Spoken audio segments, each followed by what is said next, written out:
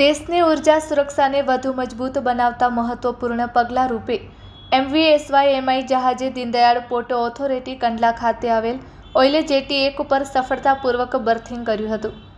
જહાજ દ્વારા અંદાજિત 20,000 મેટ્રિક ટન LPGનો જથ્થો લાવવામાં આવ્યો હતો, જે દેશની ઉર્જા જરૂરિયાતોને પૂર્ણ કરવામાં મહત્વપૂર્ણ યોગદાન આપશે.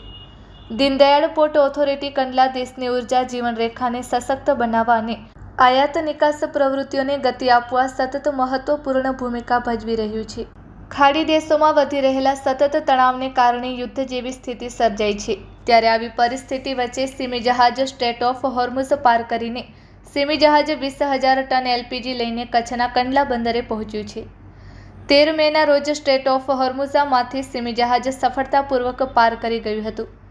ઉલ્લેખનીય છે કે આજે સીમી જહાજ 20,000 ટન LPG લઈને કચ્છના કંડલા બંદરે પહોંચ્યું છે.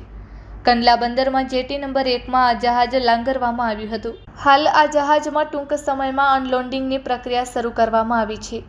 આ જહાજ ભારત આવતાની સાથે જ દેશમાં LPGની અછત સર્જાશે નહીં. Report by Bharati Makhijani, Gandhidham.